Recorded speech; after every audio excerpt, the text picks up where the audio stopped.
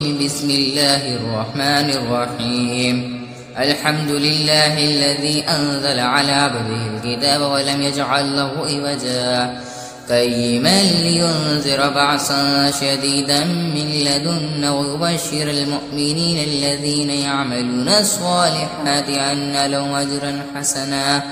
ماكثين فيه عبدا وينذر الذين قالوا اتخذ الله ولدا ما لهم به من علم ولا لآبائهم كبرت كلمة تخرج من أفواههم إن يقولون إلا كذبا فلعلك باخع نفسك على آثارهم إن لم يؤمنوا بهذا الحديث أسفا إنا جعلنا ما على الأرض زينة لها لنبلوهم أيهم أحسن عملا وإنا لجاعلون ما عليها صعيدا جروضا أم حسبت أن أصحاب الكهف والرقيم كانوا من آياتنا عجبا إذ أوى الفتية إلى الكهف فقالوا ربنا آتنا من لدنك رحمة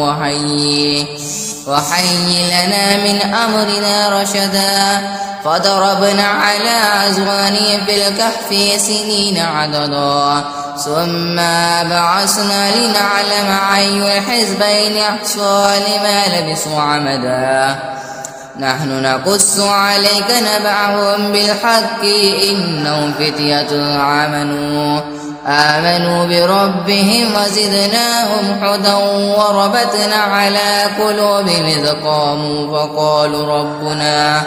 فقالوا ربنا رب السماوات والأرض لن ندعو من دونه إلها لقد قلنا إذا شطوطا هؤلاء قوم اتخذوا من دونه آلهة لولا يأتون عليهم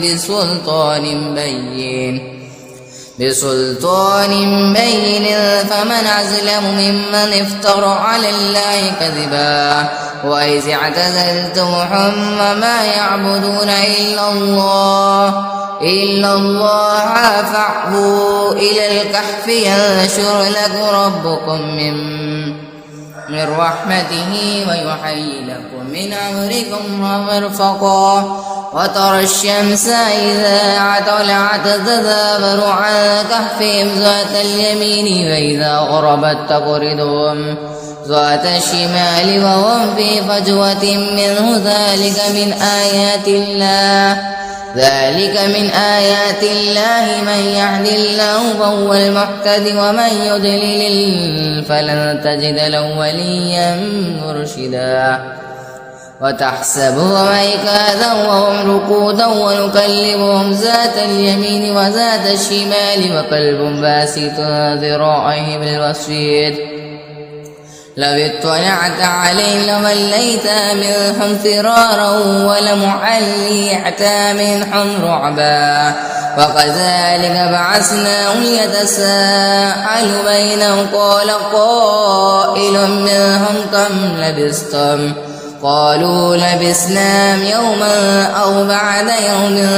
قالوا ربكم أعلم بما لبثتم فبعثوا أحدكم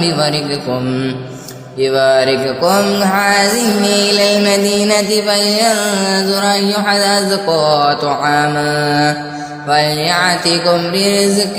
منه وليتلطف وليشعرن بكم أحدا إنه أن يزحروا عليكم يرجمكم أو يعيدكم بملة ولا تفلحوا إذا أبدا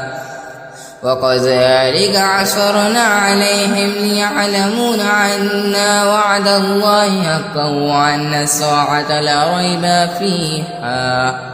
إذ يتنازعون بينهم أمرهم فقالوا ابنوا عليهم بنيانا ربهم أعلم بهم قال الذين غلبوا على أمرهم لنتخذن عليهم مسجدا سيقولون ثلاثة رابعهم كلبهم ويقولون خمسة سادسهم كلبهم رجما بالغيب ويقولون سبعة وثامنهم كلبهم قل ربي أعلم بعدتهم ما يعلمهم إلا قليل فلا تمار فيهم إلا مراء ظاهرا ولا تستفتي فيهم منهم أحدا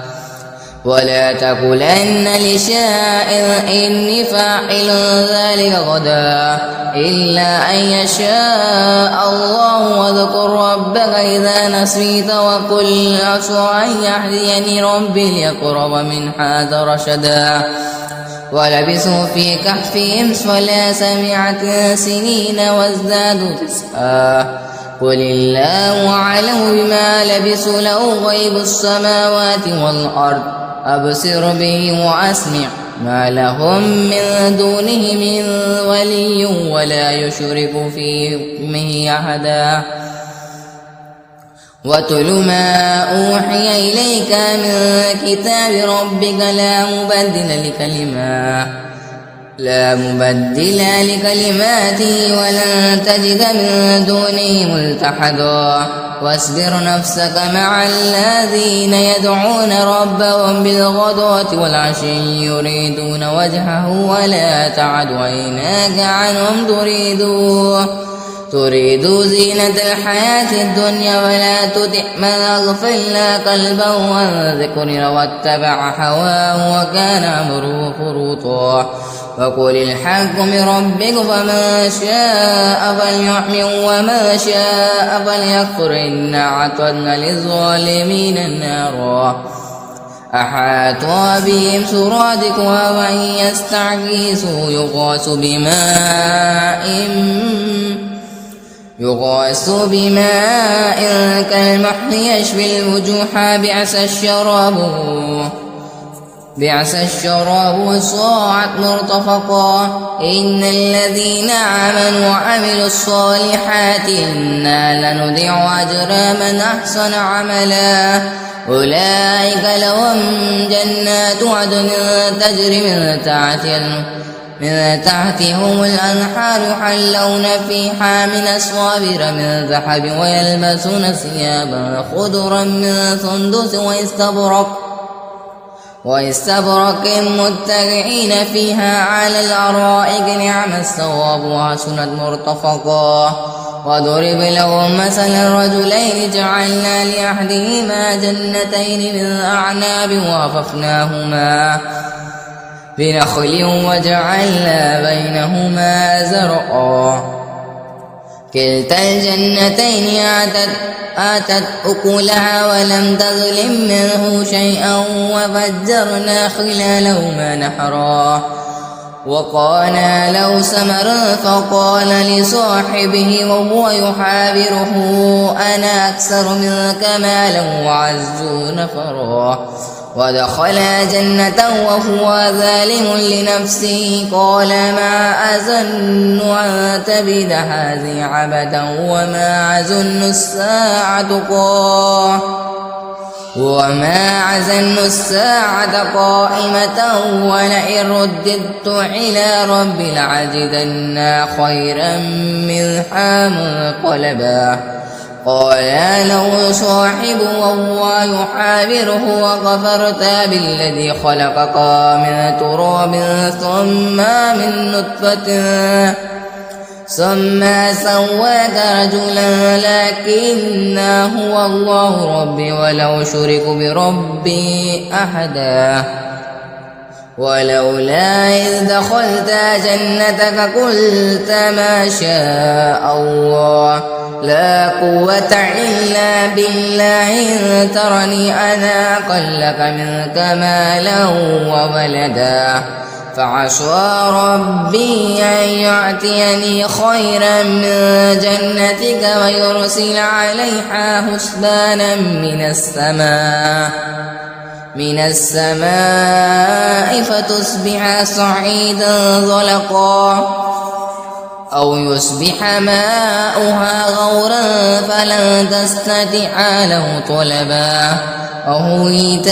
بثمره فأصبح يقلب كفيه على ما أنفق فيها وهي خاوية على عروشها ويقول يا ليتني لم أشرك بربي أحدا ولم تكن له فئة ينصرونه من دون الله وما كان منتصرا هنالك الولاية لله الحق هو خير ثوابا وخير عقبا وضرب لهم مثل الحياة الدنيا كماء أنزلناه من السماء فاختلط به نبات الأرض فأصبح هشيما تذروه الرياح وكان الله على كل شيء مقتدرا المال والبنون زينة الحياة الدنيا والباقيات الصالحات خير عند ربك ثوابا وخير عملا ويوم نسير الجبال وترى الأرض بارزة وحشرناهم فلم نغادر منهم أحدا وأريد على ربك صفا لقد جئتمونا كما خلقناكم أول مرة بل زعمتم أن لن نجعل لكم موعدا ووضع الكتاب فترى المجرمين مشفقين مما فيه ويقولون يا ويلتنا ما لي في هذا الكتاب لا يغادر صغيرة ولا كبيرة إلا أحصاها ووجدوا ما عملوا حاضرا ولا يظلم ربك أحدا وإذ قلنا للملائكة اسجدوا لآدم فسجدوا إلا إبليس كان من الجن ففسق عن أمر ربه أفتتخذونه وذريته أولياء من دونه هم لكم عدو بئس للظالمين بدلا ما أشهدتم خلق السماوات والأرض ولا خلق أنفسهم وما كنت متخذ المضلين عضدا ويوم يقولون نادوا شركائي الذين زعمتم فدعوهم فلم يستجيبوا لهم وجعلنا بينهم موبقا ورعى المجرمون النار فظنوا أنهم مواقعها ولم يجدوا عنها مصرفا ولقد صرفنا في هذا القرآن للناس من كل مثل وقال الإنسان أكثر شيء جدلا وما منع الناس أن يؤمنوا إذ جاءهم الهدى ويستغفر ربهم إلا أن تأتيهم سنة الأولين أو يأتيهم العذاب قبولا وما نرسل المرسلين إلا مبشرين ومنذرين ويجادل الذين كفروا بالباطل ليدحضوا به الحق واتخذوا الآيات وما أنذروا هزوا وما أظلم ممن ذكر بآيات ربه فأعرض عنها ونسي ما قدمت يداه إنا جعلنا على قلوبهم أكنة أن يفقهوه وفي آذانهم وقرا وإن تدعوهم إلى الهدى فلن يهتدوا إذا أبدا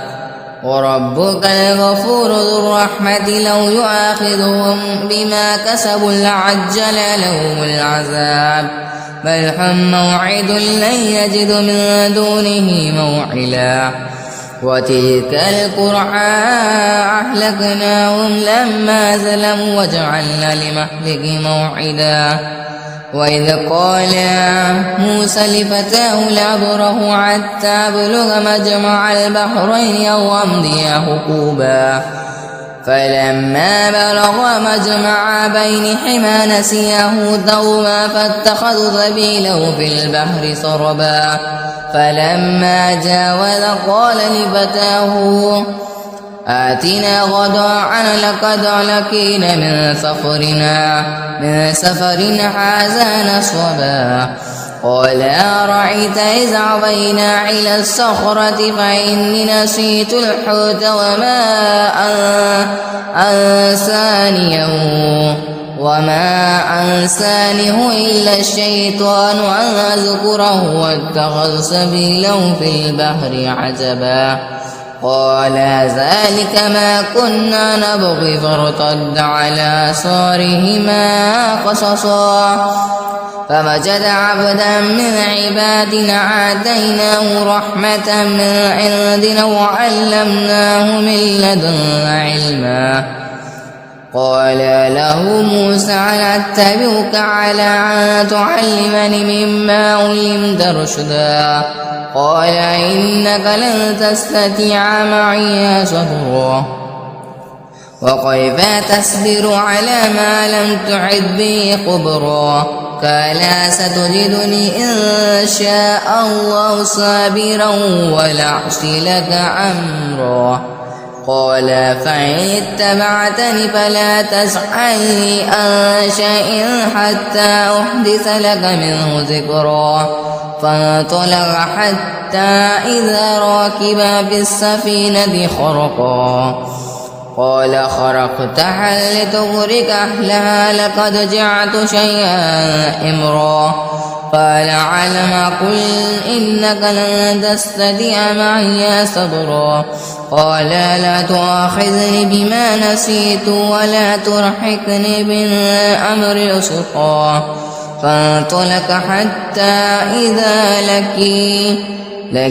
غلاما فقتله قال قتلت نفسا زكية بغير نفس لقد جعلت شيئا نكرا قال علم قل لك إنك لن تستطيع معي صبرا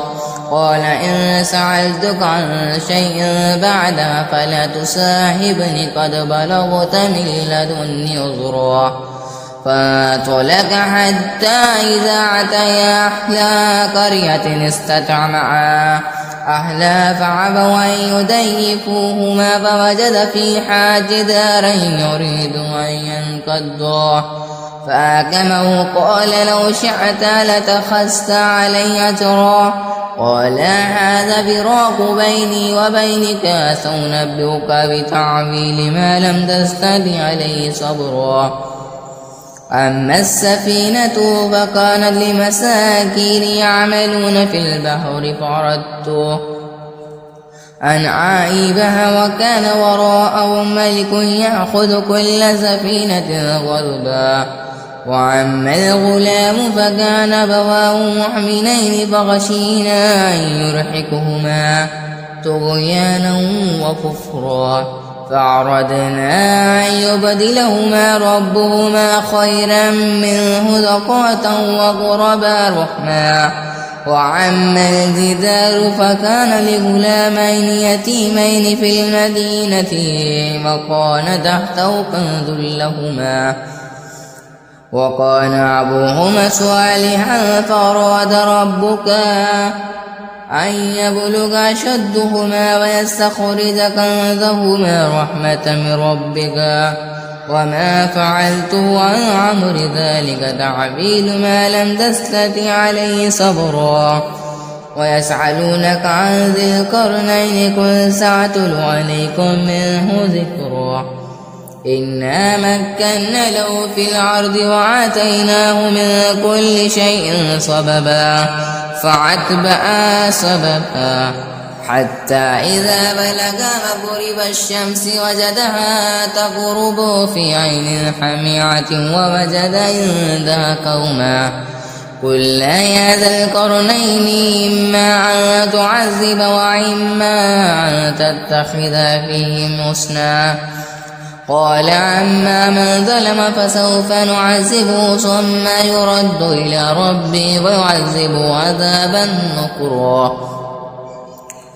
وأما من آمن وعمل صالحا فله جزاء الحسنى فسنقول له من أمرنا يسرا ثم أتبع سببا حتى إذا بلغ مطلع الشمس وجدها تطلع على قوم لم نجعل لهم من دونهما سترا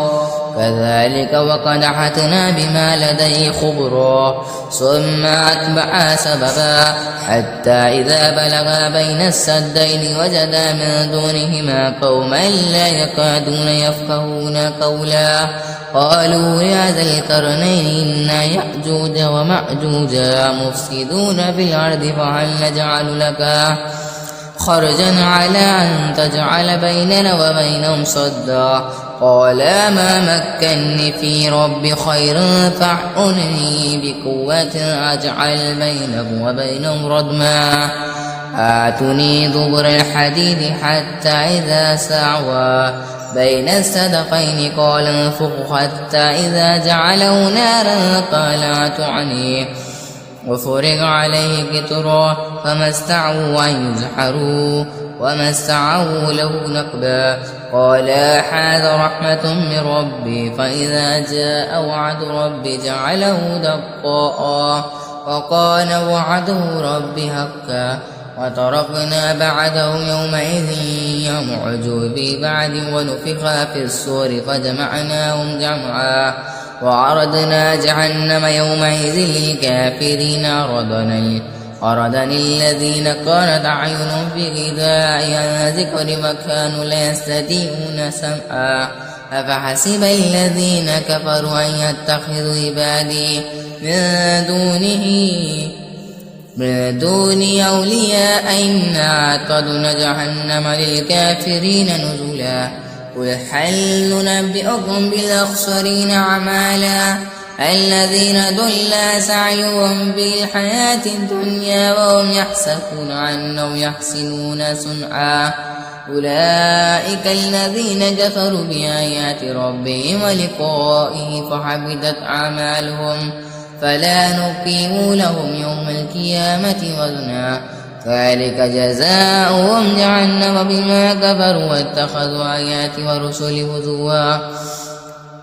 إن الذين آمنوا وعملوا الصالحات كانت لهم جنات الفردوس نزلا خالدين فيها لا يبغون عنها حولا قل لو كان البحر مدادا لكلمة ربي لنفد البحر قبل أن تنفد كلمة ربي ولو جعلنا بمثله مددا قل إنما أنا بشر مثلكم يوحى إلي أنما إلهكم إله واحد فمن قال يرجون لقاء ربه فليعمل عملا صالحا ولا يشرك بعبادة ربه أحدا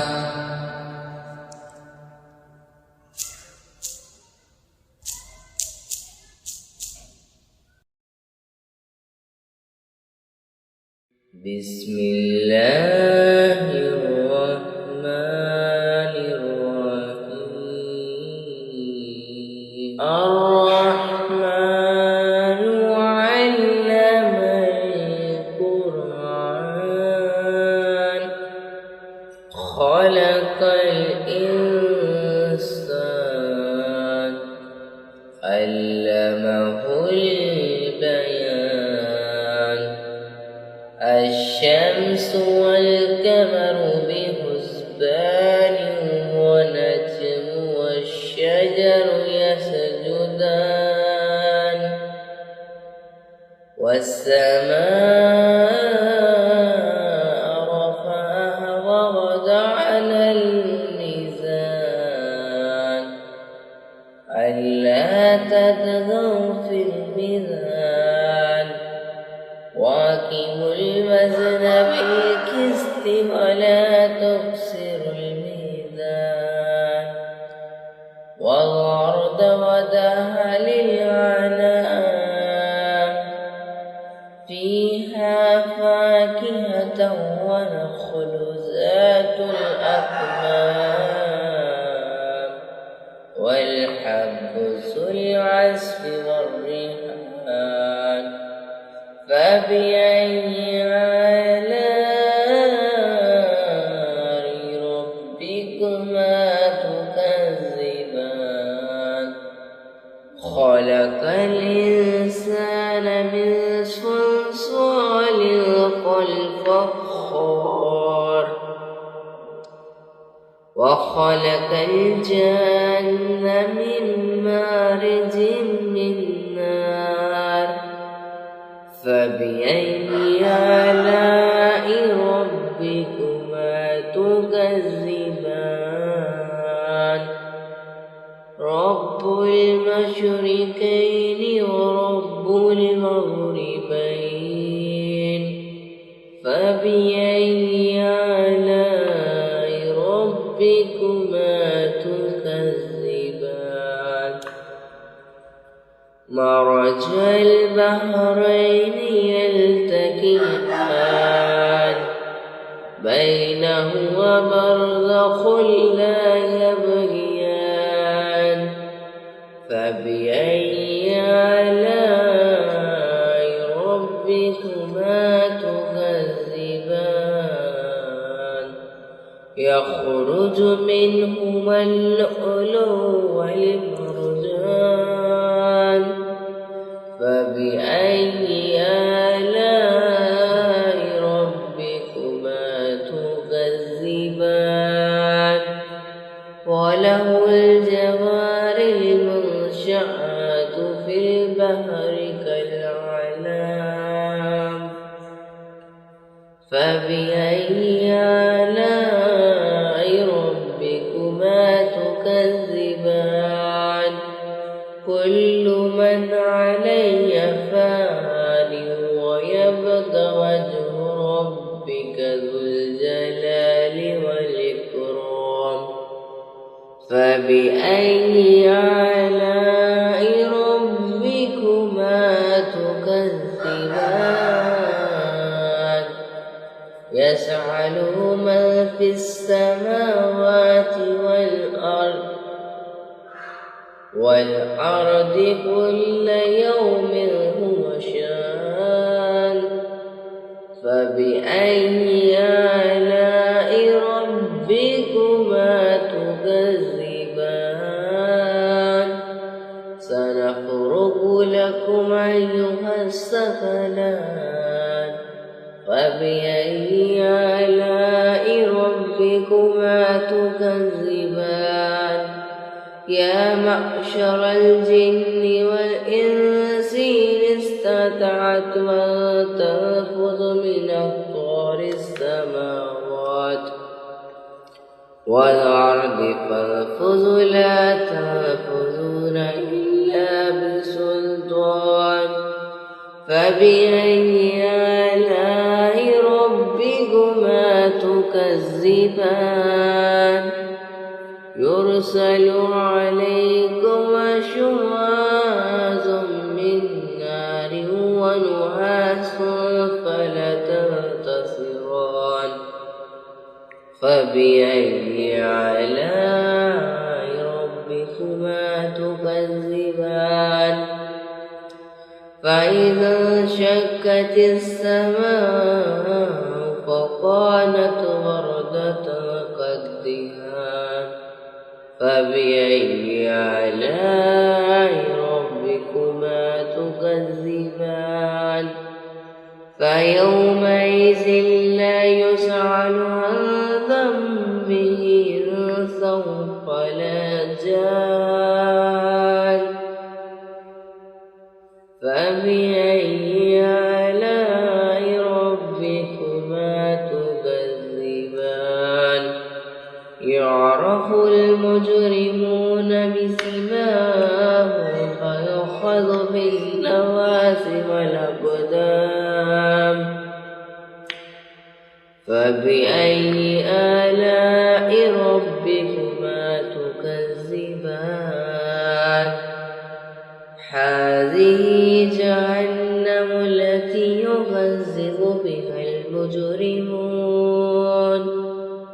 يطوفون بينها وبين حميم فبأي آلاء ربكما تكذبان ولمن خاف مقام ربه جنتان فبأي آلاء ربكما تكذبان ذواتا أفنان فبأي آلاء ربكما تكذبان فيهما عينان تجريان فبأي آلاء ربكما تكذبان فيهما من كل فاكهة زوجان فبأي آلاء ربكما تكذبان متكئين عليها على فرش بطائنها من استبرق وجنها الجنتين دان فبأي آلاء ربكما تكذبان فيهن كاسرة الطرف لم يطمثهن إنس قبلهم ولا جان فبأي آلاء ربكما تكذبان كأنهن الياقوت والمرجان فبأي آلاء ربكما تكذبان هل جزاء الإحسان إلا الإحسان فبأي آلاء ربكما تكذبان ومن دونهما جنتان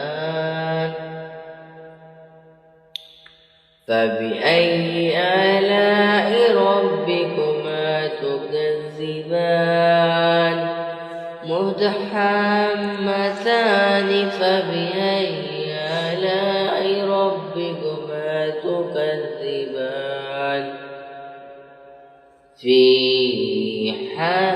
فيهما عينان نضختان فبأي آلاء ربكما تكذبان فيهما فاكهة ونخلا ورمان فبأي آلاء ربكما تكذبان فيهن خيرات إحسان فبأي آلاء ربكما تكذبان حور مقصورة في الخيام فبأي آلاء ربكما تكذبان لم يطمثهن إنس قبلهم ولا جان فبأي آلاء ربكما تكذبان متكئين على رفرف خضر وبقري إحسان فبأي آلاء ربكما تكذبان تبارك اسم ربك ذي الجلال